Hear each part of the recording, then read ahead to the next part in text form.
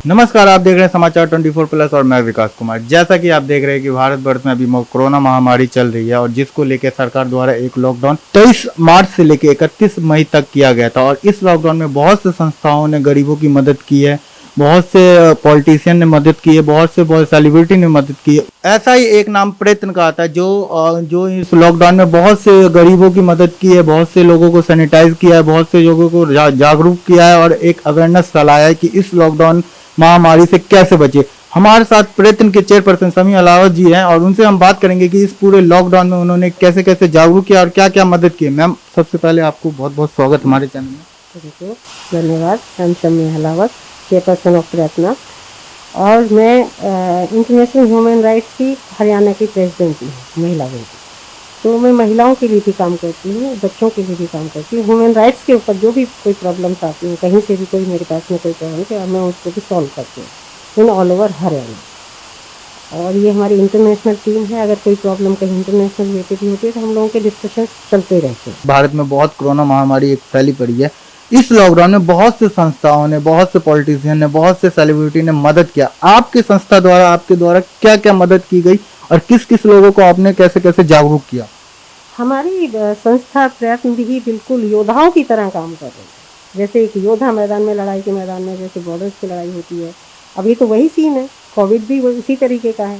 हालांकि ये इतनी डेंजरस, मतलब ये छुआछूत वाली बीमारी नहीं है, लेकिन फिर भी ब्रीदिंग, सांस के थ्रू, आँखों के थ्रू और ये मुंह के थ्रू ये बीमारी लग जाती है। जब जैसे हम लोग खांसते हैं या छींकते हैं तो उससे ये बीमारी, आँखों में पानी आता है, वो किसी को लग जाए तो इससे ये बीमारी लग जाती है।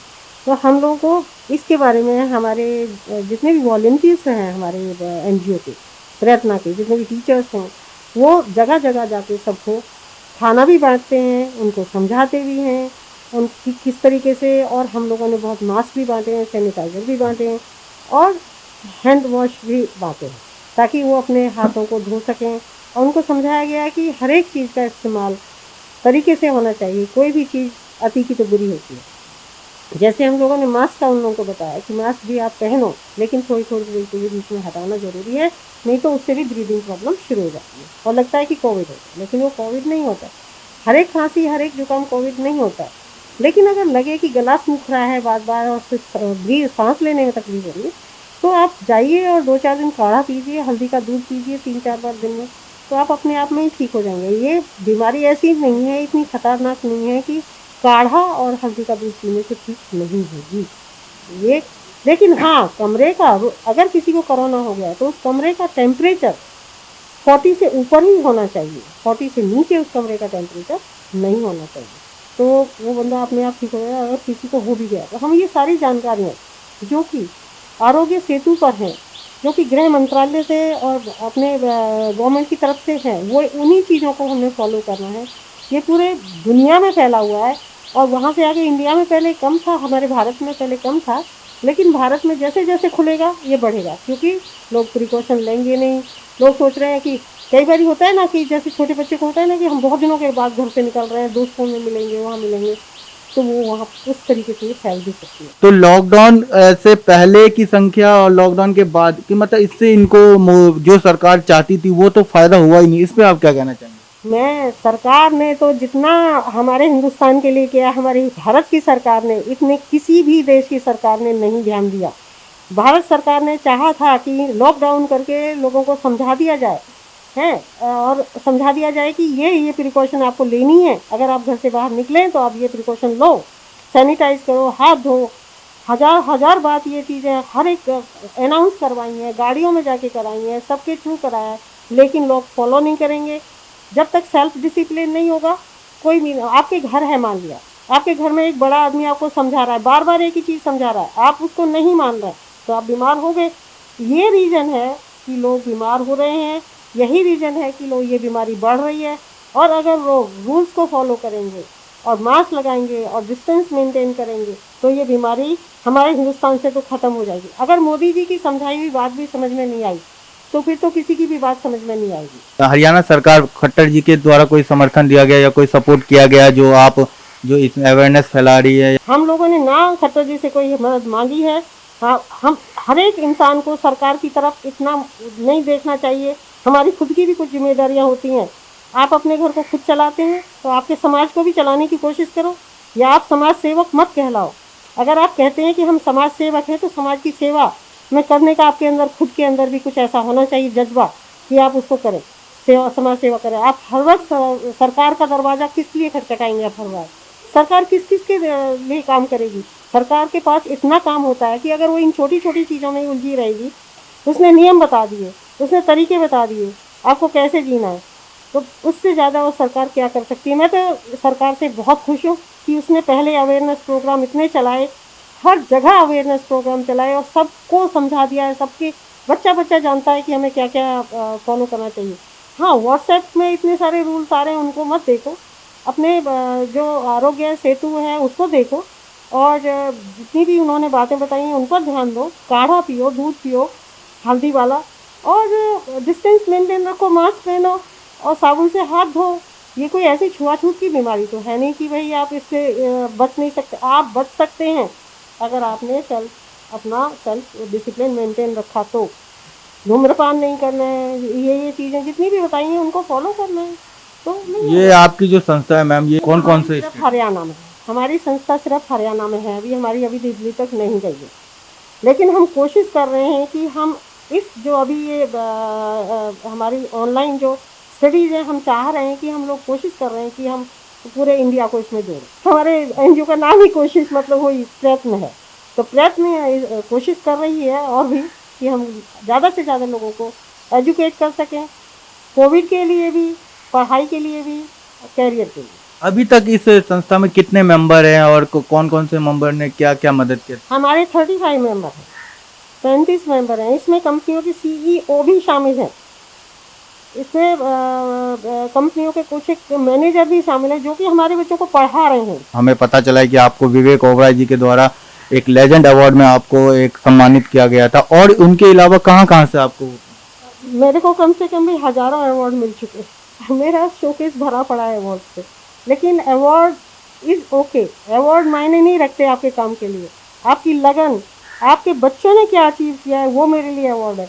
हमारे बच्चे सेल्फ इंडिपेंडेंट बन गए हैं, उनका हमने उनको कैरियर के लिए इतना अच्छे से उनको गाइड किया है, और they are very career conscious. और कोई सीए हमारा बच्चा, किसी ने अपनी म्यूजिक डायरेक्शन की कंपनी खोल ली है, किसी ने बच्चे ने कोई सीए है, और कोई टीचिंग जॉब में चले गए हैं, और किन्होंने कोई कराटे, क्रिकेट, मतलब इन एवरी फील्ड हम लोग अपने बच्चों को हर फील्ड में उनको ताकतवर, और हर फील्ड में हम लोगों को मेन पर्पज़ है हमारा कि उन लोगों को सेल्फ एम्प्लॉयमेंट मिले। वो ये नहीं कि वो पढ़ लें, सिर्फ एक पढ़ाना एक हमारा ध्येय है, नो। हमारा उनका रोजी रोटी कमाने का मेन ध्येय। हमने मशीनें भी बांटी हैं, सिलाई की मशीनें, हमने सिलाई की कोशिश भी कराई। उनकी मदर्स को, जो बच्चों की मदर्स हैं, उनको हमने सिलाई के कोर्सेज कराए हैं रूट सेट वगैरह से, और उनको सिलाई की मशीनें भी बांटी हैं। हमारी संस्था सिर्फ एक ही काम नहीं कर रही है, वुमेन एम्पावरमेंट के लिए भी काम करती है। और ये जो ऑर्गेनिक का हमारी हम लोगों की प्रयत्न की टीम ने ऑर्गेनिक के 8-10 खेत खरीदा है बीकानेर में, और उससे गेहूँ वगैरह लेके, और धनिया वगैरह जो भी है, कुछ एक बेसन वगैरह, ये लोग भी हम लोग अपनी वुमेन्स को वो दे दिया है उसको ग्राइंड करने का, वो भी काम। सूत्रों से पता चला कि आप रेड क्रॉस के परमानेंट मेंबर हैं, तो आप उनसे कैसे जुड़ी, क्या क्या काम करती हैं? और वहाँ एक दिन हम लोग ऐसे ही कहीं गए हुए थे, तो वहाँ के जो उनके मैनेजर थे, उन्होंने मुझको देखा, उन्होंने कहा कि आप आइए ना हमारा रेड क्रॉस ज्वाइन करिए।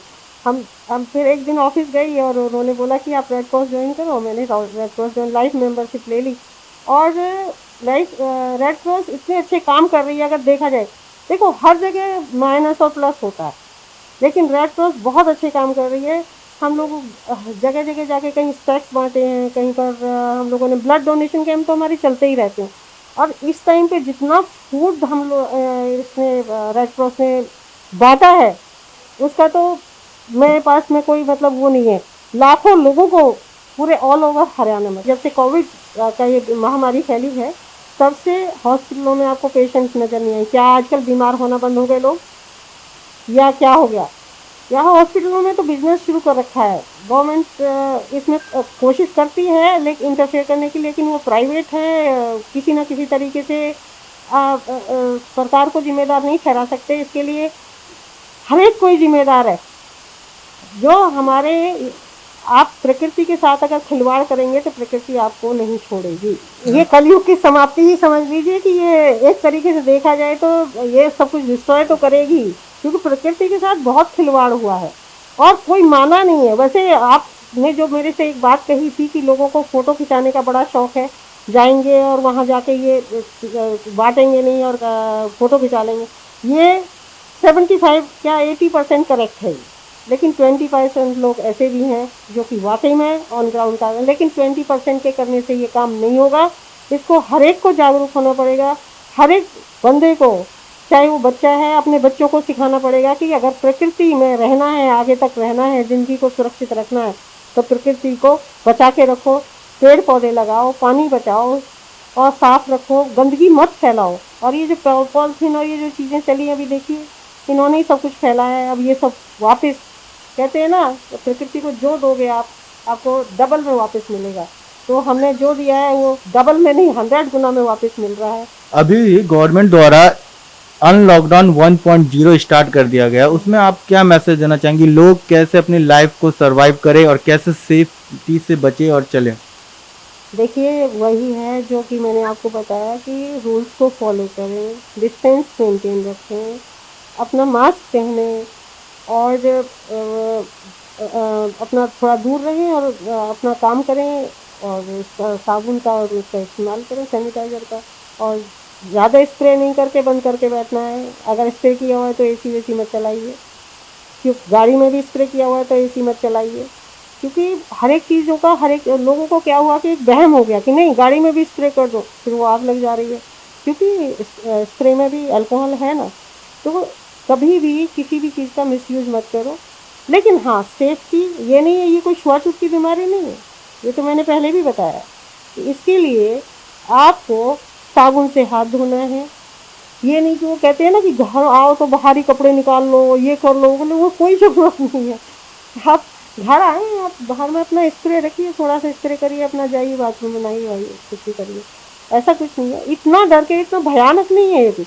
ये कोई भयानक बीमारी नहीं है। अगर किसी को हो भी गई है तो एक रूम में 4 दिन तक 40 से ऊपर का टेम्परेचर पर रखो, काढ़ा पियो, दूध पियो 3-4 बार। इम्यूनिटी अगर ठीक है, इम्यूनिटी बढ़ी हुई है, आपकी इम्यूनिटी ठीक रखोगे तो आपको कुछ नहीं होगा। स्वस्थ रहें, खुश रहें, नियम को फॉलो करें और आरोग्य के जो वो है उनके नियम को फॉलो करें। ये जो व्हाट्सएप पे जितनी भी फालतू की बातें आ रही हैं या जितनी भी वीडियोस बना के लोग डाल रहे हैं, प्लीज़ उनकी तरफ ध्यान ना दें।